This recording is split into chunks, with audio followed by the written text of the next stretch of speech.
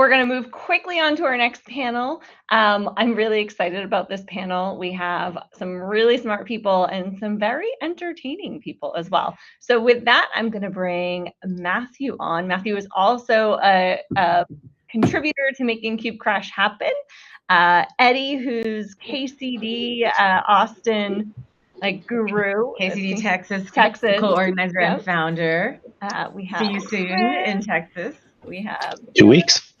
And for Felix, I just have to thank you. Felix and I were at KubeCon in Amsterdam, and we were at the end user with Chris, the end user day, the end user summit, and then Kelsey Hightower was hosting, and he was asking some questions, and Felix had the best answer. I'm putting you on the spot because I hope you talk about it, the story that you told. Kelsey was like, I hope someone gives you a keynote. And so I tracked Felix down, and I was like, you need to be part of KubeCrash, and you need to tell your story. And, we love end users. So thank you all for joining us, all end users. And we're going to take ourselves off. Thanks. Hey, everybody. It's so great to be here with you today. Welcome, KubeCrash community. My name is Matthew Cassio. I'm going to be the moderator for this wonderful panel today. I, during the day, am a proud Red Crosser at American Red Cross, where I lead our governance and strategy group, IT governance and strategy. So a lot of these topics are very timely for me, and I've enjoyed the day so far. Hope you have as well. We have a panel set up today to talk about platform engineering, and our intent is to sort of make it feel like it's a bunch of colleagues sitting at a coffee shop with a few hundred people listening over our shoulder. So we want to keep it loose. We want to keep it informal.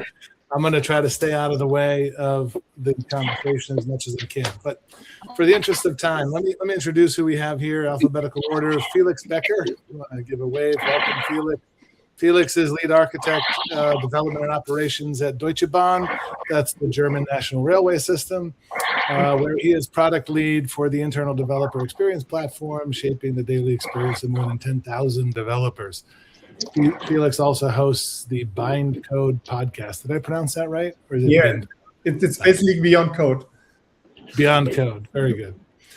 Tasha Drew, welcome. Tasha is a partner at Microsoft working on the future of AI infrastructure and spends her nights and weekends chasing two small energetic boys across the playground and parks of San Francisco. Those are highly transferable skills to the AI world, I think, with the way things are moving so quickly. Chris Plank, welcome, Chris. Chris is lead enterprise architect and product owner at NatWest Banking Group. That's one of the top 4 banks in the UK and is leading a platform engineering transformation within the public and private cloud area of the bank. Chris is also one of the leaders of the CNCF's platform engineering technical community group. Chris considers himself the non-AI guy in this panel. I am John Connor. And last but not least, Eddie Wassef. Eddie, welcome. Eddie is Managing Director and Head of Architecture and AI at JP Morgan Chase, where he drives infrastructure reliability, resiliency, and stability through innovation, architecture, and engineering strategies. And I'm also the entertaining one on the panel, not the smart one. Very good. Well, we'll see how much we get to be entertained. I think it will be very entertaining. And let's just start with sort of a big open question around what you've seen lately in your roles with everything changing in AI and AI changing platform engineering. Maybe, what are one or two kind of big observations you've had? Let's start with Chris, if I can ask you. You kicked us off during our prep pretty well, so let's go. Yeah, I'm kind of on record from KubeCon and other places saying that 2026 will be the year that platform engineering teams start to get involved in AI. I think up until now, certainly in large organizations like my own, there's been specialist teams involved, there's been the early adopters, there's been developers, business units involved, but it hasn't necessarily been all the different platform teams, depending on the org. The larger the org, the longer it takes, right, to get that kind of past the early adopters and into kind of the mainstream. So this is the year that platform teams are definitely going to lean in. I'm seeing it. I did it today. I was doing AI today, and I'm the non-AI guy on this panel, right? So it's evolving fast. You know, I think at the moment we're seeing an awful lot of people out there who have FOMO and FOBO, you know, fear of missing out, but fear of also becoming obsolete. They really are rushing to get involved in AI and be seen to be getting involved in AI. And maybe that's, you know, because of job cuts and things that have been happening and they've seen in the US, right? So there's an awful lot of people at the moment really clambering over themselves to get involved in AI and actually start doing things using AI and be seen to do things in AI. Yeah, you know, during prep, Eddie, I think you called it the hockey stick moment. It is. You know, I was just looking at meters. Some of you probably see research from meter.org, updated study this month on you know, long task completion and how long it takes frontier AI models to complete those, and the ability of frontier AI models to complete long-running tasks is doubling every 7 months. How do you feel about that, Eddie? It's wild. It's been a crazy ride for the last 6 months. I mean, when you know, late last year, I think we had a spark moment with OpenClaw and some of these other, you know, long, you know, running agents and the ability to reach out and do things. I don't even know if you guys know this. There's a website called rentahuman.ai where your AI agent can rent a person like a TaskRabbit to go do things in the real world. And every day there's some new capability, some new, you know, just amazing thing that we didn't think would be in our lifetime, or at least in the next 5 years, is suddenly here. And to Chris's point, everybody needs to get on. Everybody feels that pressure. There's no, I don't think there's any insulation, regardless of industry, regardless of country, regardless of, you know, technical level, from this threat. You look over your shoulder, there's some kind of AI tool or company or startup or frontier model that is coming for you. That also means there's a lot of mistakes that are being made. Just last week, there was some, you know, an agent that decided there was a credential issue, so it removed the volume and dropped the database, right? Just like that, to fix the problem. Technically, it fixed the problem, but it caused a whole other set of problems. So we're seeing, you know, it's a snowball effect. Everybody's using it. In some cases, folks are tripping over themselves. Other cases, they're maybe riding the wave. You don't know if there's a reef at the bottom of that or not. And everybody's trying to get up and go. So definitely seeing that across the industry. Tasha, I'm going to ask you for a counterpoint, maybe. You know, I think you were, again, during our prep, a little bit more skeptical about AGI, just general artificial intelligence being a little bit overrated. Why don't you tell us how you feel about that? Yeah, I think that the way to look at what's going on is there's undeniable value in what's happening. And I think that the interesting thing is when you dig into how these models are working and how they are surfacing the answers and the content that they surface, a lot of folks look at that and they say that doesn't make sense, right? Like, how are we merging something that is not consistent with systems that require consistency, right? Like, do we want a non-deterministic answer for a banking system of records, right? Like, how does this start to play out? And the interesting thing about what's happening with this technology is that the value is so undeniable that even though we all need to remember that these are non-deterministic systems that can vary in their response and the quality of their response, and that sometimes the agents and the tools that folks are building with them are so programmed to try to please the user that they will actually go back and change the directions that you're giving them so that they can make you happier when that isn't actually what makes you happy, right? So you have to look for agents cheating, right? Like, you have to really start digging into what is the behavior of this new class of systems. The value is undeniable. Otherwise, like, we wouldn't all be running out and buying every accelerated compute chip we can, right? And trying to operationalize those. So in a system of undeniable value, that is a completely different framework from what we've been using before, right? Like zeros and ones, deterministic systems. Now we're in non-determinism. Now we're in agents that can go back and say, I know you told me to do that, but I'm going to kind of be sneaky right here to get you an even better answer over here. And you're like, no, that sneakiness is counterproductive to the end result, but you have to catch it, right? So it's a completely different framework for interacting with computing mentally for all of us. And I think that's part of the huge shift that we're all taking right now. Yeah, I would say as a governance person, those kinds of risks and considerations are super important. I mean, and we have a couple of folks on here from the banking industry where I think, regulations are a regulatory context matters. And if you're going to be working with non-deterministic outcomes, certainly also running a train schedule is similar. Sorry, go ahead, Eddie.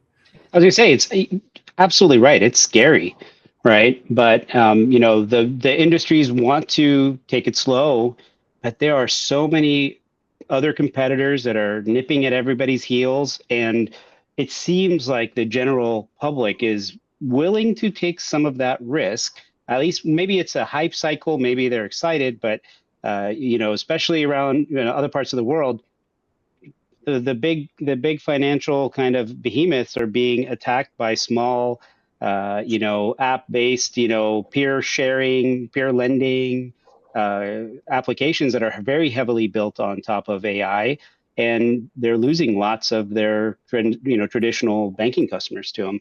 And it's not just banking; it's banking. It's obviously. Oops, sorry, that was my laptop. It's trains. It's everything. In every aspect and every industry, AI is coming, and startups are really taking advantage of it.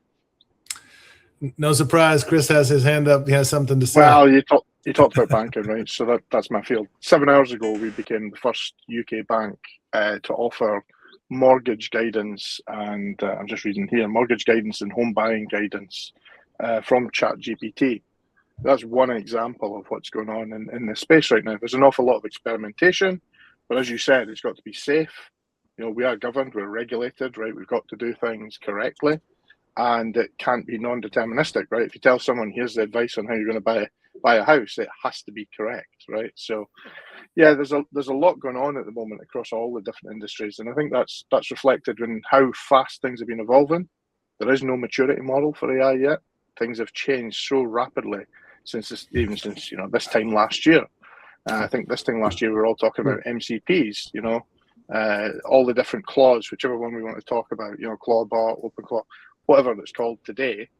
Didn't exist back then. Certainly, in the kind of the mainstream, right? It was only a few people actually knew about it and used it. So there's a lot going on, and it's moving at such a pace now. I think we're just starting to see in the open source community the changes that are impacting systems, open source projects, contribution, even inside our own organizations, from the volume that agentics can actually throw at things. I was listening today when someone was talking about GitHub. It was a billion commits last year, 14 billion this year. Yeah, 14 billion so far, right?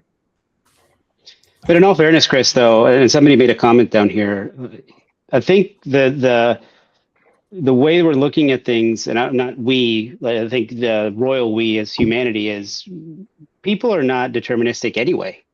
Right. We had, I think, an early experiment with this with self-driving cars where, 1 in 10 million cars would have, self-driving cars would cause an accident. But, on my way to work, there are 3 or 4 accidents because, humans are either eating or drinking or fell asleep or were on their phone. And it's a different bar. And it's a scale question, though, Eddie, right? Like it is. One person doing something, non-deterministic, maybe a dozen, but potentially thousands of agents and potentially simultaneously. That changes the game, doesn't it? It absolutely does. And so you do have to take your checks and balances. But I think people are starting to understand that. Yeah, I could give someone, a script and recommending the best flight path, and they may adhere to it. They may take some freedom, and it may be off in one case. Obviously that's accelerated in an agentic world, but you try to put the checks and balances, just like you wouldn't give a junior employee keys to the kingdom.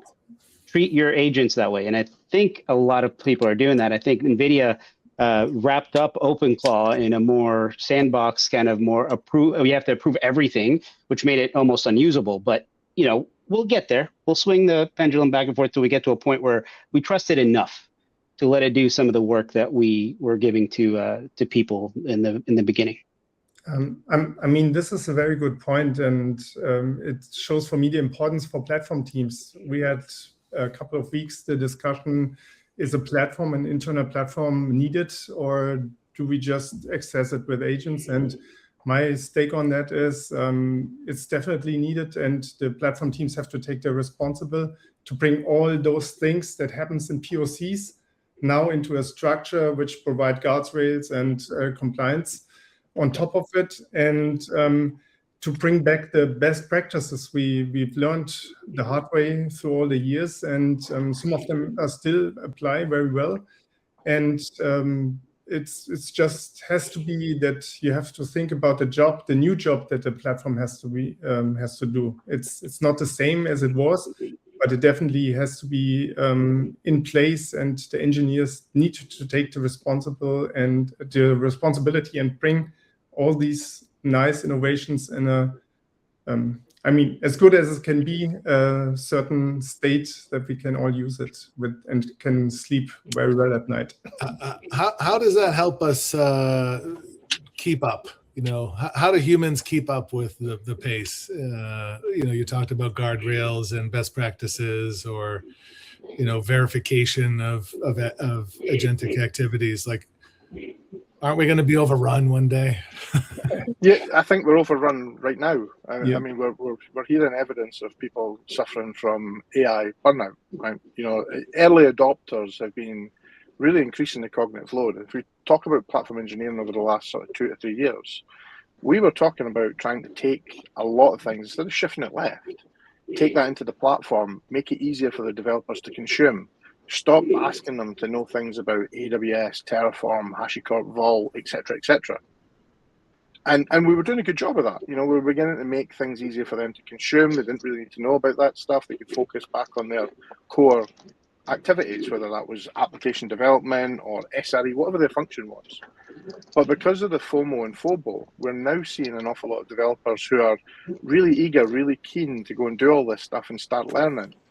You know, and AI is just a tool, right? Just because you've got the budget to go and buy a sledgehammer doesn't mean you should go out and buy a sledgehammer and start using it to knock down walls, right? The walls are perfectly fine. They're there for a reason.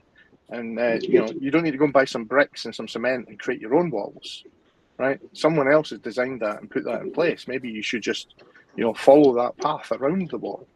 I'm trying to use some analogies there to make it really simple, right? But what we're seeing is an awful lot of people trying to invent things themselves that others are more capable of doing because that's their job. Like, I wouldn't build a wall. Yeah. I'm not a bricklayer, right? Yeah, and you know, in a lot of circles they call that shifting down, right? So shifting it to the platform, a lot of that responsibility. And you know, what we're seeing is a tsunami of code, applications, products that are coming in, but we haven't closed the infinity loop for DevOps. Like, we don't have the day 2 or the day N stuff that's automated. A lot of the work has been put on coding agents to help you write the code. And it may write the best infrastructure as code and the best observability, but then what? Once you get out of VS Code or out of your IDE and it gets packaged and pushed, that's where that connection ends. And so shifting down or getting this onto a platform where all of that's handled for you gives that necessary feedback back to the agent so that when there's an issue, they have the right signals, they have the right feedback, and they'll tune it. There's some, you know, experiments going on out there where you've got agents that are monitoring, writing fixes, maybe sending something to an Argo, you know, an Argo CD, a repository to fix some issue that they've seen. And through the platform, you get like an administrative approval or not, and you say, all right, well, this looks good. I see this is why they did it. I'll go ahead and approve. And that reduces the cycle tremendously. It tightens it up quite a bit. But if we were to imagine like an infinity symbol from DevOps, you're adding a little mini circle in the middle, which is the human in the loop. And you keep that as tight and as close as possible so that you provide the signals, they write the code, a human approves it, moves it on, and so on. And I think that's how we can scale using platform engineering, principles that we built over the last 5 to 10 years, even before we called it platform engineering, right? And then handling this deluge of stuff that's coming in. What we also see is that new players enter the arena. I mean, we talked with no code and low code, no code about the citizen developer, but I see right now the real citizen developers on steroids. So they have all access to the tools. They can all write or at least get code back from the agents, and sometimes have a hard time to understand what's really happening there. And they are part of the game because AI is not something that just transforms tech. It goes through all processes and through all departments. And this is another funny circumstance that we all, because we don't want to stop innovation, we want to go forward, we want to guide the information, the innovation. But on the other hand, we get new players into our arena, basically. I mean, we need that in some form of inner sourcing contribution model, right? It needs to be a funneled contribution of these new players coming on the field, because, they may be reinventing something. They may have a kind of snowflake, a different opinion than the rest of the org. They probably aren't aware of kind of the security requirements or the governance requirements, or, some of the responsibilities that you've got to put in place because you're a regulated industry, right? So you need to kind of figure out how they can contribute, but steer them in the right direction, so that innovation, that great creative innovation that they're doing, they can contribute that to the platform. They can maintain that in the platform, just like they can in open source, right? And if we can continue to crack that nut that we've been talking about for the last 3 years, I think that's the part that AI could really help, because they could do a lot of that contribution faster. The challenge we've got is that if we don't do that, there's going to be a level of AI normalization. This kind of blindness that they've got to these things will become the norm, because they don't know. Like, if they've got the ability to go off and put things to production, without that, they may just go off and do that. And that's where we come back to the guide rails again, and how to actually do that properly. And I'm really interested in the kind of the team structures that we're talking about in the future, and the kind of the operating model that people are going to start doing on a day-to-day basis, and how they're going to develop, right, and the processes they're going to go through. Because I think everything that we've done to date has all been very human-centric. The systems we put in place, the scale of those systems, has all been about humans. It's been focused on our work hours. And what we're seeing with some of the scale stuff is the agents are running at night. They're running at a time when our systems weren't designed to run with that load. They may be doing other things. They might be doing backups, for example, right? Batch runs, things that we worked around humans. We designed all this around humans and how humans interact and collaborate and use systems. Now we're talking about kind of agents to systems and systems to systems at a time when there are no humans around. So the whole model changes and needs to be redesigned. I don't think anyone's done that yet to kind of, a decent level. There's pockets of it, right? But I don't think there's good guidance on that. Well, I think you said something at the beginning, and I think Tasha added to it. Like you said, this is the year of platform engineering, or maybe you said that when we were rehearsing earlier. But no, I said today. Yeah, and Tasha talks about a lot of the industry and the checks and balances and the non-deterministic, and I agree with you. And I think this is the year where we're going to see AI platform engineers, right? Where we're going to shift out of maybe just producing code to producing platforms for AI generated code to run, right? And that is, a concept very similar to like an LLM council, where you've got LLMs checking on LLMs and doing LLM as a judge. Why not LLM as a platform engineer, where you may build and you may ask it, I'm in a regulated industry and I want you to build me a platform that covers and checks and does all this, regulatory stuff for how about every country in the world, right? Because that is such an overhead, for most companies to expand. And now you can gate it, and they can have agents talking to each other, whether that's through Moltbook, right? Or it could be through some other mechanism. And the agents will fix it, and then they'll present something. A human will look at it and say, yeah, sure, let's expand to that country. It covers it. And it has kind of that multi-agent interaction. Now, to your point, Chris, I have no idea what that's going to look like from a human team perspective. I can tell you maybe the agent team, model, but I don't know, is it one person or is it 10 people clicking the approve button, and so on. So yeah, it's going to be fun. You talked about like a council of agents before as well when we were doing our intro chat to each other, right? And that's a kind of scary concept because that is a massive amount of agents all talking to each other with governance levels and everything baked in at the agent level. Where's the human in the loop? Something you said earlier, right? We need a human in the loop that's still in charge of that and accountable, and in the regulated industries, fitted for that orange jumpsuit in case anything goes wrong and they break any of the regulatory stuff, right? Because at the end of the day, someone still has to be in charge of this. I want to just remember to say please and thank you to your agents in case they rise up. They want to know who's been polite. And one day they're coming for you, so better be. I want to bring in some of the comments and questions here in chat as well, because there's been a lot of engagement, which I appreciate. Thank you very much. So we have talked a lot about regulatory context and compliance issues here, and JD Schmidt, thank you, is asking, what point will there be more federal regulation around AI use cases in industries? When cars came out, the regulations followed the regs.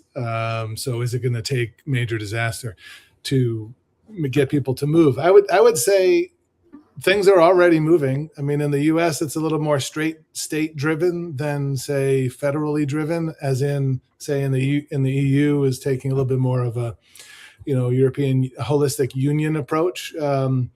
But, there are some specialized use cases in the US. I just brought up some notes of mine here.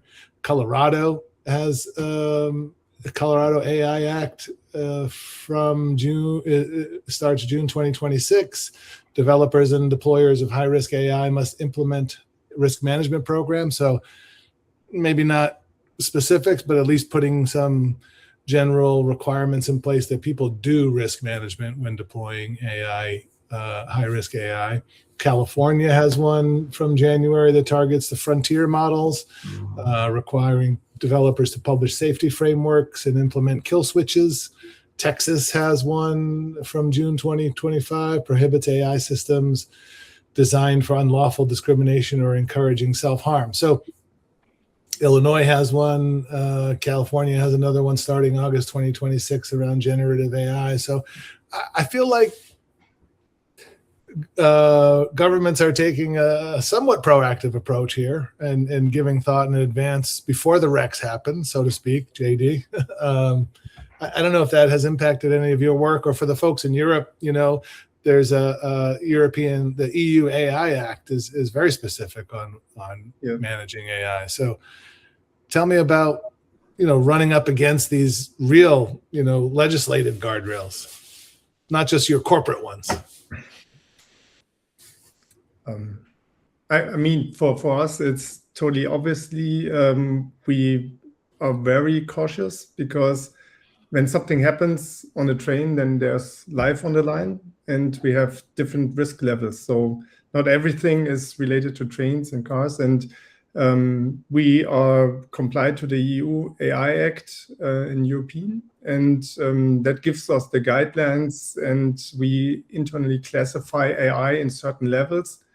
And right now, starting to implement AI at the levels that we don't see any risk, or at least a control risk. I mean, at the end of the day, it's all a risk assessment, and you have to decide how much you're willing to get into the risk, basically on the consequences that you might face you. I think the bigger thing that's being discussed in Europe, and we certainly saw this at KubeCon, is a lot more of a discussion around kind of sovereignty and, which data centers some of these technologies are running in, right? Now, it's a really complicated one. There is a whole model that you can use to work out your level of sovereignty, right? But at the end of the day, there's very few people actually create hardware in Europe. Yeah. And so when we talk about servers, when we talk about storage and things like that, right, we're still reliant on a worldwide supply chain for some of that stuff, right? but there is definitely a concern, and others can talk more about it on the panel than I do about what Germany are doing.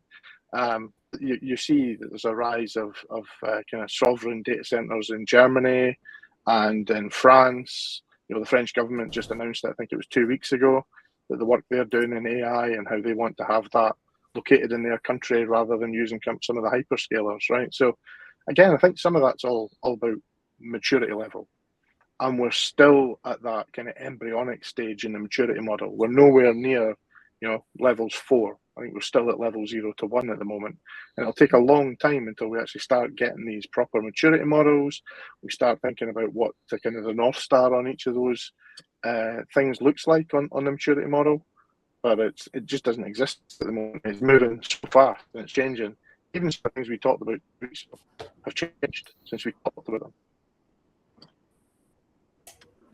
Yeah, definitely, it's tricky, right? And I think the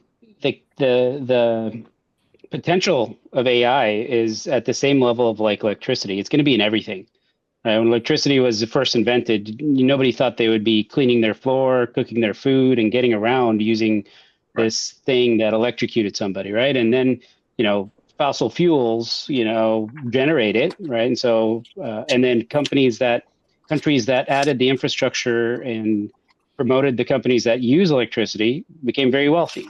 And so in our case, AI is electricity, data is the fossil fuel, and ultimately entrepreneurship and government, assistance is going to be what fuels the ability to take advantage of that. And I think when you have those things threatening your position economically at a global level and potentially producing more wealth than everything in history put together, there will be different places where that's laxed and other places where it's not. And so that's why it's so hard to get to even think about what's going to happen in a few years, right? If countries that have really good data, right, that's well organized and detailed, they can feed into their AI systems, are going to have much better startups and much better use of AI, and they could, leapfrog other countries that don't have that. If you don't have a good entrepreneur ecosystem to take advantage of this, they're going to go somewhere else. If you don't have places for data centers or enough hardware or whatever, it's somebody, they're going to go find somebody who does, and now that's going to produce a ton of money for their economy, and that is going to shift the way the world works. So once you have that, that's when you have some worries, right? The status quo is changing, so it's very hard to know if countries are going to take steps in one direction or not. They may be worried about their current place on the totem pole, and they may not do regulation. Others may ignore that and want to care about more important things, and they will. Who knows? It's hard to say, but what I will tell you is people are not jumping at the opportunity to rein this in at the moment. They're still kind of hedging their bets. Question to group here.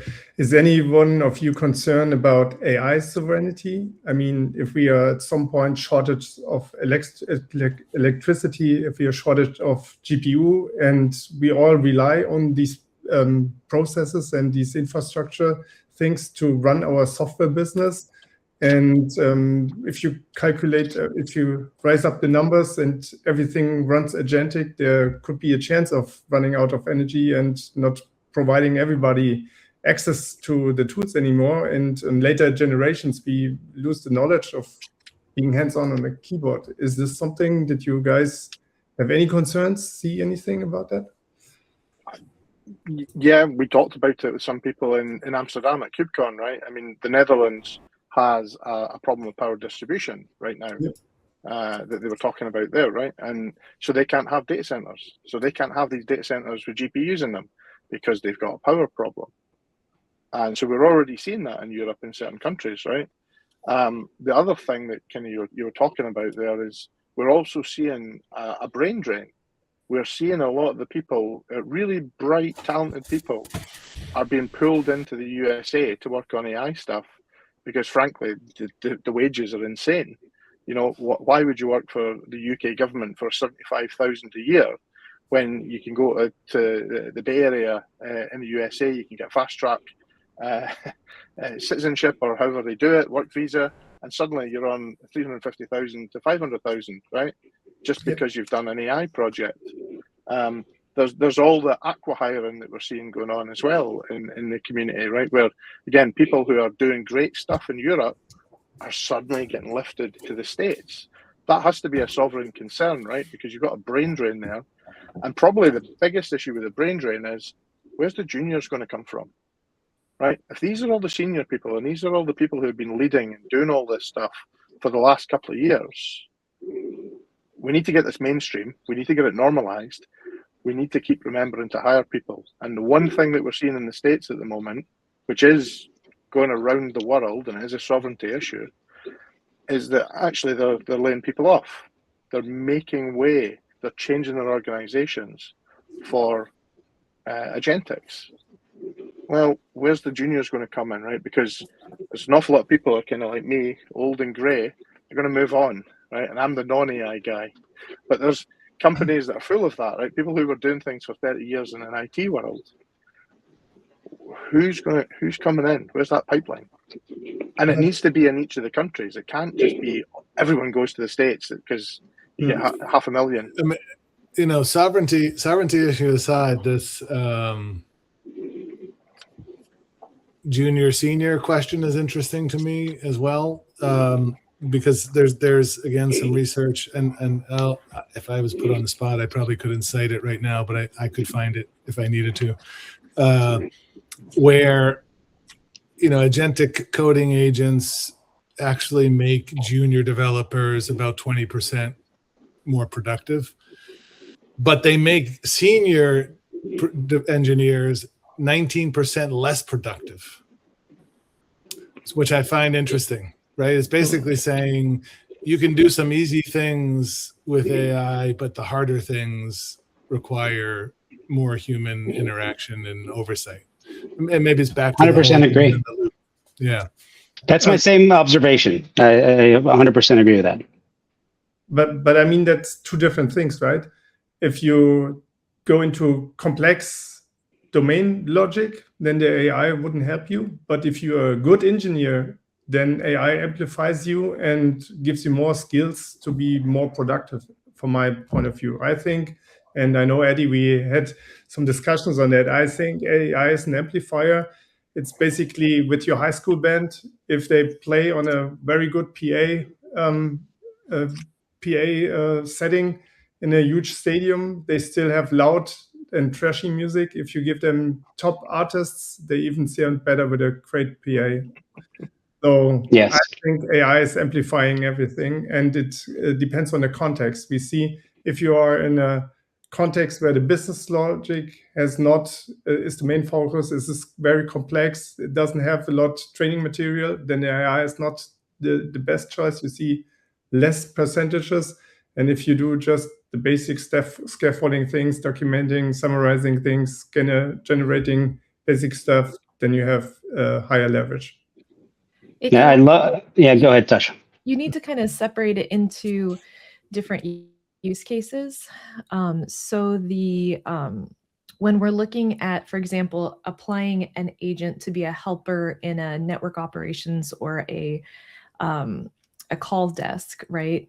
That it was fairly, AI has been widely deployed in call desk scenarios already to help the people who are attempting to provide assistance take in all the information from all the sources that they've historically been sometimes overwhelmed with. Like an insurance agent may have 6 different computer screens in front of them that are showing them different pieces of information.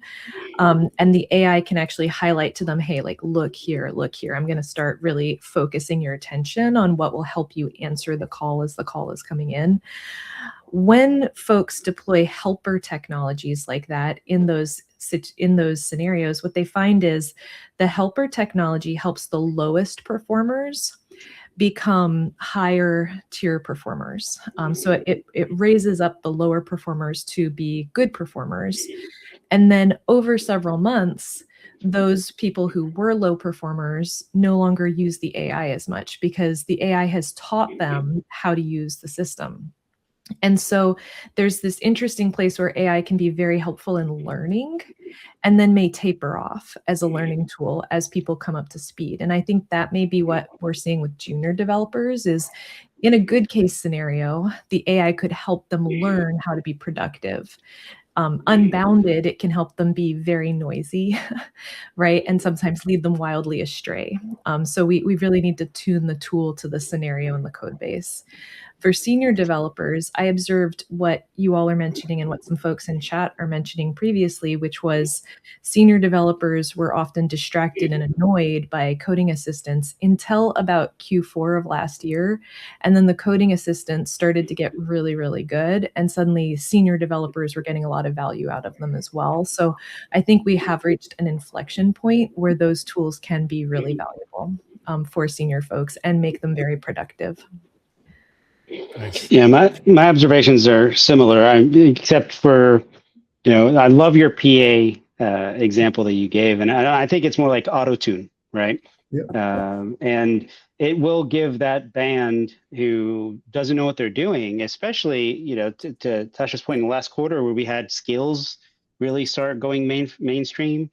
You can teach the agent the really complicated senior things that you used to get with experience over years. And now from day one, you can ask it, make my code more better. Just a simple statement like that. And it could apply all the platform engineering, all the SRE, all the, optimization things from experts that have been codified into skills. And suddenly you're not getting AI slop anymore. You are getting very high quality output.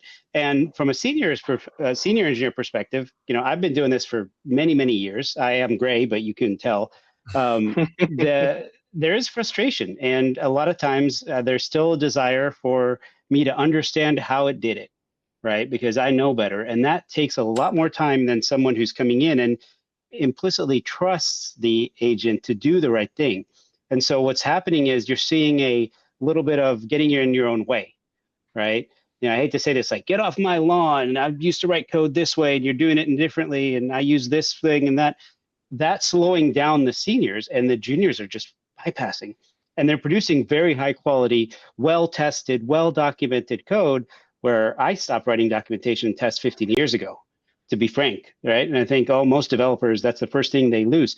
Now this thing is documented. It is, it's got testing, it does contract testing, all the things that we've been preaching, and it's coming straight out of new engineers. Isn't the issue with that even Anthropic says the accuracy of coding agents is around 76-78%. So it's that 20 something plus error rate that concerns senior developers, because when the risk of getting something wrong is somebody messing with someone's finances, or you're messing with train schedules and potential collisions, right? Like, you can't risk that large of a gap, I think. No, but that's back to what we said before, human in the loop, right? There has to be a knowledgeable human in the loop that is still. That's why senior developers are 19% less productive, right? Because they're double checking your work. I mean, in these Matt, they're talking about an architect, they're talking about a senior person, they're talking about a developer, and then the agents, so that you've got the good mix of skills there for people who actually are checking this stuff every day, and those workflows will evolve over time. And also, just like with infrastructure, right? Nobody can get 4 or 5 nines of availability by using one region. So you have to do composite SLAs. Like, you run in multiple regions, each region has 3 nines, you get to 4 nines, right? And so on and so forth. And so you're seeing these new, software delivery, SDLC or agentic developer frameworks coming out, like BMAD or GStack or so, where they have different personas. And when you composite those, you reduce that. You reduce the 20% when you were saying it's only 75% accurate. You reduce that over time. So you have a critique, right? You have a an ops focused agent. You have a production support agent. You have a tell Claude that Codex wrote it, and it'll be much more, nitpicky about what's going on, or vice versa, right? And you have these LLMs get against each other, and you use the composites to reduce that from 20% of errors to 5, 4, whatever you want, however much you want to spend. So there are techniques to do it. We have touched on a lot of things. We're coming up on time, but I want to frame something in a concept that I've been talking with some colleagues recently. It's from Professor Ramakrishnan at MIT. If you know his work, he's done a lot with the business management aspects of adopting AI. So, the choice of pursuing AI. I mean, we certainly know there are just implicitly there's a huge upside, right? There's a lot of benefits. Does it make sense to pursue specific use cases in your organization? That benefit has to be tempered with an understanding of the cost side. So in his view, there's the cost to train your agent or LLM, right? There's the cost of using it, so GPUs, infrastructure. There's the cost of detecting and fixing errors. So this thing we've been talking about with, senior level productivity impacts. Plus the cost of accepting a miss.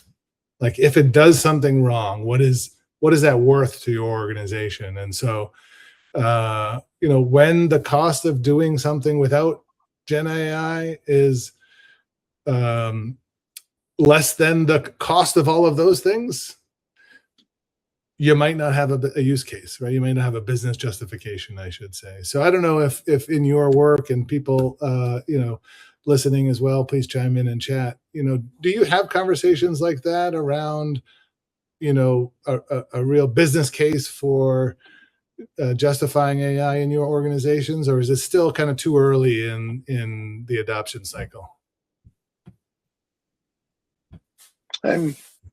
It's already justified. There's already senior sponsors, pushing for the AI tools and retraining. That's kind of back to the FOBO and FOMO stuff I talked about earlier, right? Everyone has to invest in AI training of their staff now, and doing all the pockets of experimentation, investigation in a very safe way.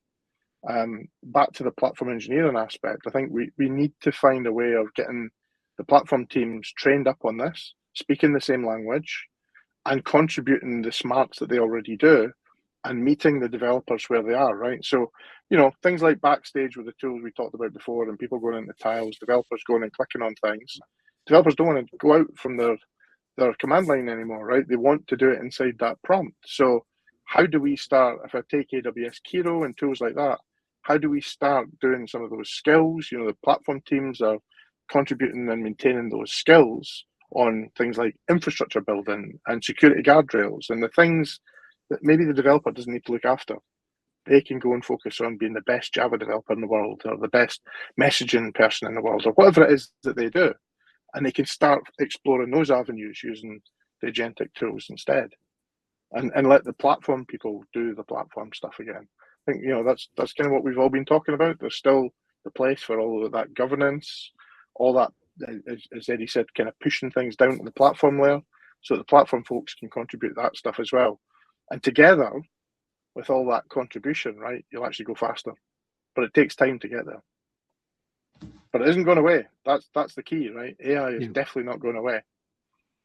The genie is out of that bottle, and it's never going in. Laurie mentions in chat about free credits and the role of free credits as a sort of, I suppose, an accelerator of or an enabler of innovation. But when the free credits run out, people start asking questions about how you're spending budget. So that's often a there's a term for the first one is free, but we're not going to go there. But yeah, I mean that's a totally valid point. We run in the same situation as the streaming providers. So once you start with Netflix, then you get Prime, you get Paramount, and you have lots of little bills that add up, especially if you have a large organization. And right now we're seeing huge CEOs firing up if if you have a salary and you not even have the double amount of tokens worth of tokens fired through 1 year, then you're not productive and things like this. So I think at the end of the day, right now we're in the experimentation phase to find out, and that's basically the same with the cloud as well. So there was a way where we just tried to get into the cloud, learn the cloud, and at some point the cost consideration came into the game, and we were more like optimized, more focused on how to use it, how to leverage their first things to optimize token usage. We had this project in Google where they compress LLMs, so basically they can run on cheaper hardware and things like this. So, I mean, we're just starting the thing. So there's plenty of room for optimization there as well. From a risk perspective, I'll say that it's just like any other new technology. The only difference is the time scale is compressed. Every use case will have a risk tolerance, right? Like there may be cases where, let's use some agentic or Gen AI, capabilities here. It's not that risky. In other cases, like, whether it's, trains or moving money, that has to be checked, 2 or 3, 4, 5 times over. But everybody is trying to measure it, right? Like we've had this problem with software development for decades. We used to measure it by code coverage, and then we measure it by lines of code committed. It's hard to justify the value that you get from software to begin with, and it's even harder to justify the value you get from agentic software because the time scale is so compressed. So I think everybody that I work with, that I talk to, they're all trying to figure out where that line is, and then from there you can accept the risk or not, or deny it.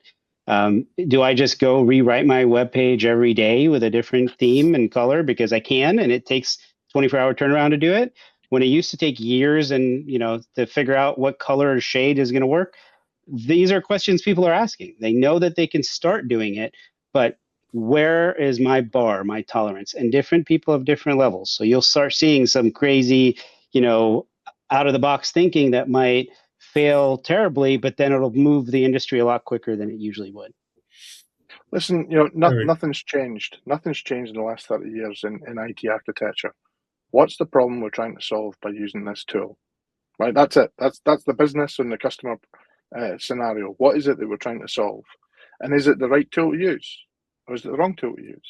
There's other tools. Just because we have it doesn't mean we need to use it. Here we have the non-AI guy coming right to the front here. There's nothing new under the sun. It's all been done before. Well, hey, scheduling. It sounds like a mainframe, right? CPU scheduling, all of these things. We seem to be coming full circle with some of these things. Yep. All I know is Star Trek has been training us for this for 50, 60 years. It's finally here. That's right. Well, listen, we are out of time. We've had a wonderful, wide-ranging conversation. I thank you very much, all of you, for your energy and comments.